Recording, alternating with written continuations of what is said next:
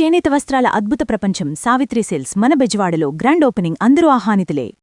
మీ interview ముగించే ముందు నాకు మీ లైఫ్ జర్నీ అంతా బాగా ఇన్స్పిరేషన్గా అనిపించింది.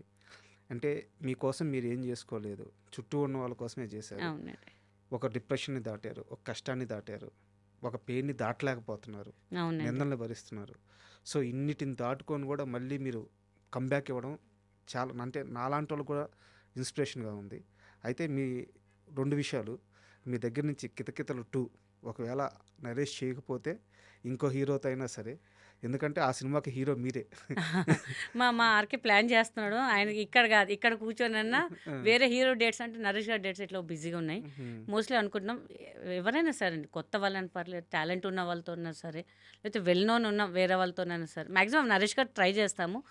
బై కేస్ ఆయన దొరకకపోతే ఈ ఆప్షన్ అయితే కంపల్సరీ ఉంటుంది. కంపల్సరీ ఆ హిట్ కొట్టి ఆ మూవీ చేసి మళ్ళీ మీ ఇంటర్వ్యూలో మేము కూర్చుంటాము. దట్ ఐ ప్రామిస్ యూ అండి, చేసి చూపిస్తాము ఇంకా ఆ అసలు. సినిమా కావాలి. అండ్ ఇంకోటి నేను మేకర్స్కి చెప్పాలనుకుంటున్నాను, గీతా సింగ్ లాంటి ఆర్టిస్టులు కొన్ని 10 మంది ఇండస్ట్రీని నమ్ముకొని ఉన్నారు. ఈ industry, Telugu cinema industry Telugu వాళ్ళదే. కథలు రాసేటప్పుడు, క్యారెక్టర్లు రాసేటప్పుడు వాళ్ళని దృష్టిలో పెట్టుకోండి. ప్రతి సినిమాలో ఇవ్వాల్సిన అవసరం లేదు. 2 రోజులు షూట్ అయినా, 2 సీన్లు అయినా, తల్లిని నమ్ముకొని ఉన్న బిడ్డలు లాంటి వాళ్ళు మలయాళ వాళ్ళకి ఇస్తున్నాం, కర్ణాటక వాళ్ళకి ఇస్తున్నాం, తమిళనాడు వాళ్ళకి ఇస్తున్నాం.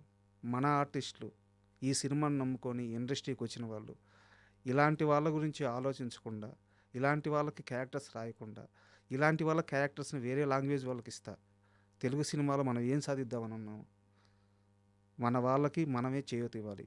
ఇదేం స్టార్డమ్ నుండి కోట్ల రెమ్యునరేషన్లు తీసుకునే ఆర్టిస్టులు కాదు.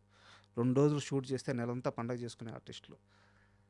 ఇకనైనా ఆ ఆలోచన మారాలని కోరుకుంటున్నాను. మీరు బిజీ అవ్వాలని కోరుకుంటున్నాను. థ్యాంక్ యూ థ్యాంక్ యూ అండి, very much. Thank you for iDreams అండి. Thank you so much.